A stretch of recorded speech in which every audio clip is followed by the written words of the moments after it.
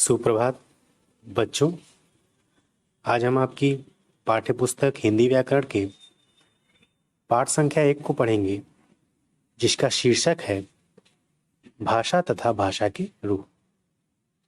जैसा कि हम जानते हैं, हमारा विषय हिंदी विषय के साथ साथ एक भाषा है जो हमारे देश की अत्यंत प्रिय भाषा है। इसलिए हिंदी विषय को जानने से पूर्व हिंदी भाषा को जान लेना अत्यधिक महत्वपूर्ण है। इस शीर्षक के अंतर्गत हम जानेंगे कि भाषा किसे कहते हैं, भाषा कितने प्रकार की होती है, भाषा बोली तथा उपभाषा में क्या अंतर होता है। तो आइए चलते हैं पाठ की तरफ।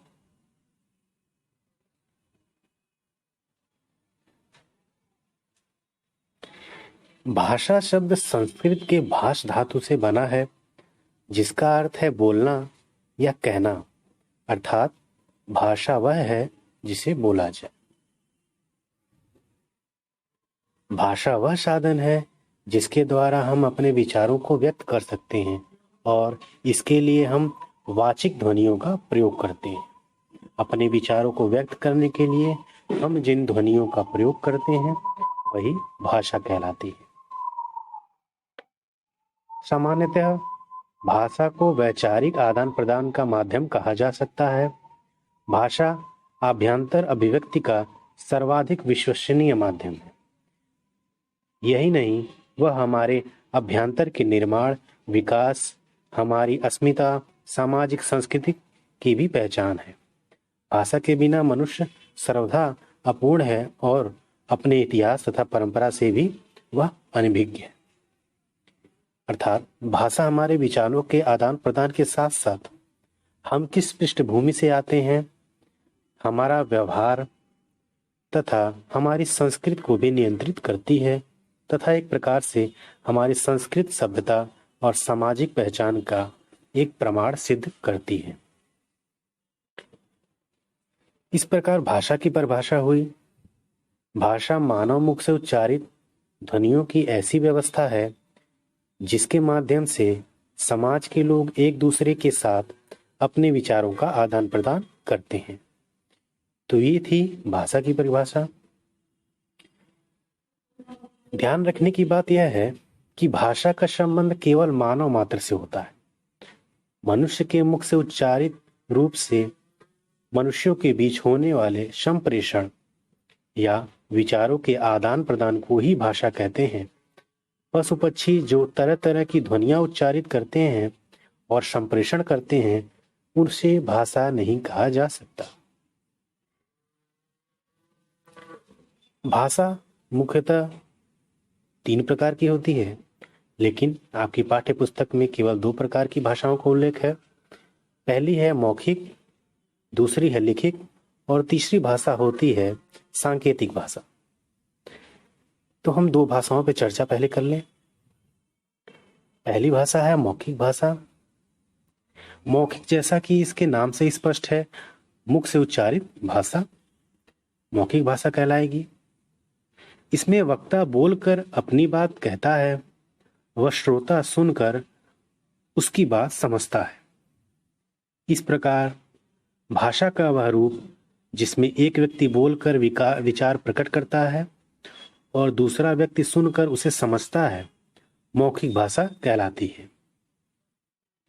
मतलब मौखिक भाषा उस भाषा को कहते हैं जिसमें एक व्यक्ति अपने विचारों को दूसरों तक पहुंचाता है तथा जो उस विचारों को ग्रहण करने वाला है वह भी उस विचारों को अच्छे से समझ पाए, उसे मौखिक भाषा कहेंगे।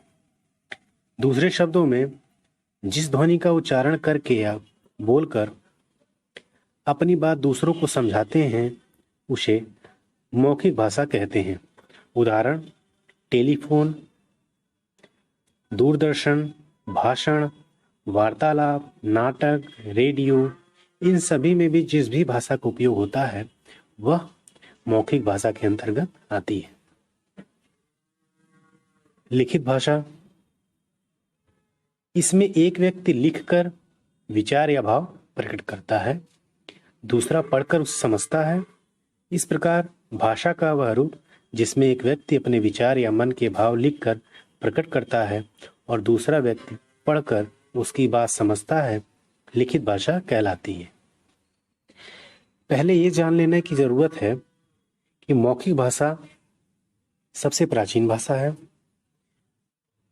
मनुष्य ने जब जन्म लिया तो उसने मौखिक भाषा का ही सर्वप्रथम प्रयोग किया। उसे लिखना नहीं आता था, इसलिए उसने विभिन्न ध्वनियों के माध्यम से अपने विचारों को आदान प्रदान करना प्रारंभ किया। इसलिए मौखिक भाषा सबसे प्राचीन भाषा मानी जाती है।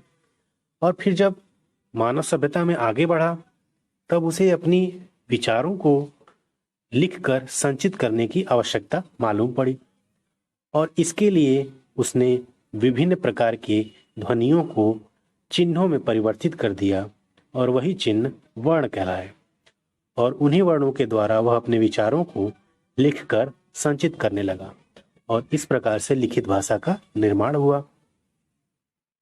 दूसरे शब्दों में, जिन अक्षरों या चिन्हों की सहायता से हम अपने मन के विचारों को लिखकर प्रकट करते हैं उसे लिखित भाषा कहते हैं। उदाहरण, पत्र लेख, पत्रिका, समाचार पत्र, कहानी, जीवनी, इसकी मूलभूत इकाई वर्ण होते हैं। वर्ण किसे कहते हैं? क्योंकि लिखित भाषा की मूलभूत इकाई वर्ण होते हैं और मौखिक भाषा की मूलभूत इकाई ध्वनियां होती हैं। तो हमें यह जानने आवश्यक हो जाता है कि वर्ण किसे कहते हैं। जैसा कि मैंने पहले ही बताया कि जब मानव को अपने विचारों को संचित करने की आवश्यकता हुई तब उसने ध्वनियों को ही विभिन्न प्रकार के चिन्हों में बांट दिया और वही चिन्ह आगे चलकर वर्ण कहलाए। तो वर्ण की परिभाषा होगी उच्चारित ध्वनियों के लिए विकसित किए गए लिखित चिन्ह ही वर्ण कहलाते हैं। भाषा। अब हम जानेंगे भाषा, उपभाषा तथा बोली में कितना अंतर होता है। भाषा का क्षेत्र बहुत बड़ा होता है। उदाहरण के लिए हिंदी एक भाषा है और उसका क्षेत्र एक ओर मध्य प्रदेश, राजस्थान, हरियाणा तक फैला है तो दूसरी ओर दिल्ली, उत्तर प्रदेश और बिहार तक फैला है। एक बड़े क्षेत्र में फैले होने के कारण हिंदी को भाषा का दर्जा प्राप्त है। बोली किसे कहते हैं? एक छोटे क्षेत्र में बोली जाने वाली भाषा बोली कहलाती है। बोली में साहित्य संबंधित रचना नहीं होती। बोली कहलाने के लिए किसी भाषा में दो विशेषताएं होनी चाहिए। पहली तो यह कि वह एक सीमित क्षेत्र में, छोटे क्षेत्र में बोली जानी चाहिए। दूसरी विशेषता यह होती है कि उसके अंतर्गत साहित्य संबंधी रचनाएं नहीं की जा रही, तब वह भाषा बोली कहलाती है। जैसे एक भाषा है भोजपुरी जो गोरखपुर के सहित पूर्वांचल के क्षेत्र में बोली जाती है। एक सीमित क्षेत्र और एक छोटे क्षेत्र में बोले जाने के कारण यह बोली कहलाती है।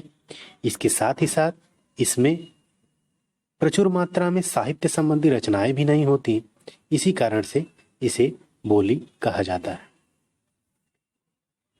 अब हम जानेंगे उपभाषा किसे कहते हैं।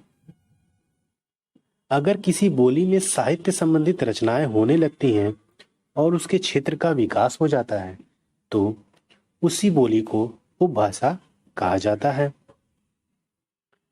जैसे एक बोली है अवधी जो अवध प्रदेश में बोली जाती है, अवध के क्षेत्र में। पहले ये बोली कहलाती थी, लेकिन जब से इसमें साहित्य संबंधी रचनाएं की गई, जैसे गोस्वामी तुलसीदास जी ने रामचरितमानस की रचना अवधी भाषा में की, अवधी बोली में की, तो इन साहित्यिक रचनाओं के कारण अवधी बोली का विकास होता गया और इसी विकास के परिणाम स्वरूप अवधी बोली को पूर्वी हिंदी नामक उपभाषा में बदल दिया गया। इस प्रकार भाषा के क्रम में सबसे पहला नंबर आता है भाषा का, क्योंकि भाषा का क्षेत्र अत्यधिक विस्तृत होता है। उसके बाद क्रम आता है उपभाषा का।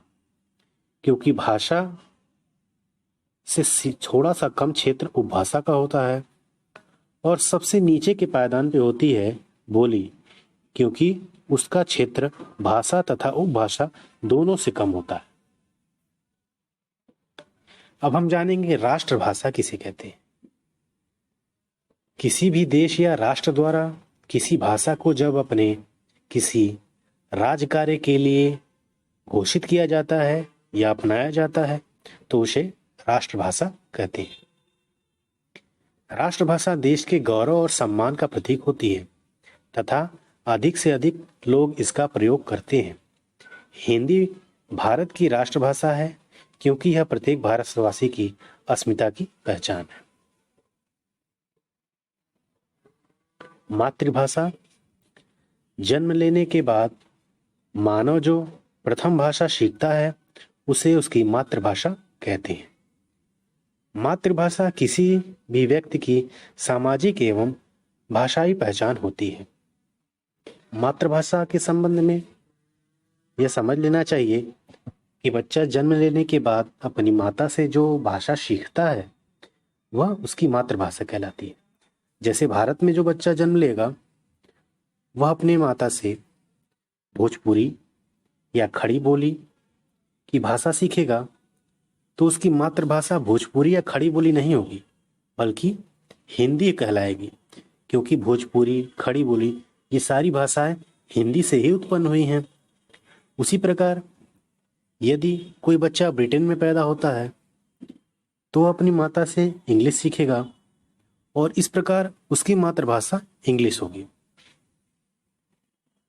राजभाषा, किसी राज्य या देश की घोषित भाषा जो कि सभी राजकीय प्रयोजनों में प्रयोग होती है।